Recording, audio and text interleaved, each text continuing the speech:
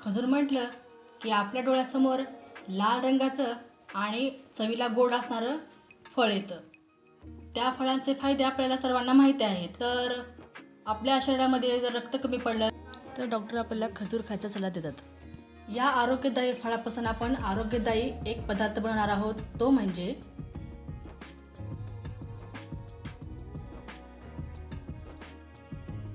नमस्कार मैत्रिणींनो, शोभा kitchen recipe या आपल्या चॅनलमध्ये आपल्या सर्व खवयांचं स्वागत आहे.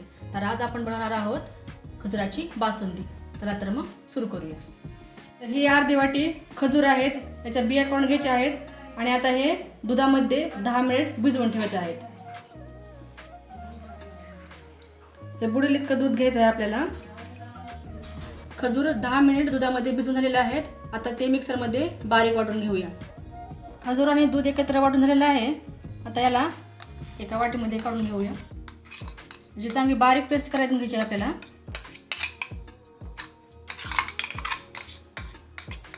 गॅस चालू करून घेऊया आणि गॅसवर दुधाचं पातेलं ठेवून घ्यायचं आहे. इथे दूध आपण अर्धा लिटर घेतलं होतं, त्यामधलं पाव लिटर दूध आपण आटवून घेतलेलं आहे आणि पाव लिटर आता आपलं उरलेलं आहे. आता हे गरम झालं की त्यामध्ये आपल्याला पुढली कृती करायची आहे. दूध आपलं गरम झालेलं आहे. त्या दुधामध्ये अर्धी वाटी साखर टाकून घ्यायची. तुम्ही तुमच्या आवडीनुसार गोड कमी जास्त करू शकता. यामध्ये आपल्याला हे वाटलेली खजुराची पेस्ट टाकायची आहे. या मिक्सरच्या भांड्यामध्ये थोडंसं हे दूध घालून त्या भांड्याला जे लागलेलं असेल तर सारण ते आपलं यामध्ये टाकून घेऊया. तर यामध्ये अर्धा चमचा वेलची पूड टाकून घेऊ. त्याला ढवळून घेऊया आणि याला 2 मिनिटे असंच उकळून शिजवून घ्यायचं आहे.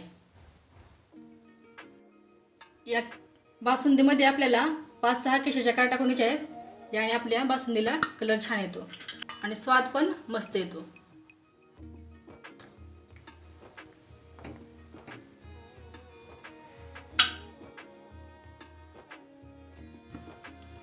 आता याला 5 मिनिटे मंद गॅसवर उकळत ठेवायचं आहे. आपले 5 मिनिटं झालेले आहेत आणि आपली बासुंदी तयार आहे. हे बघा. आता गॅस बंद करून आता आपण हे बासुंदी वाटीमध्ये काढून घेऊया.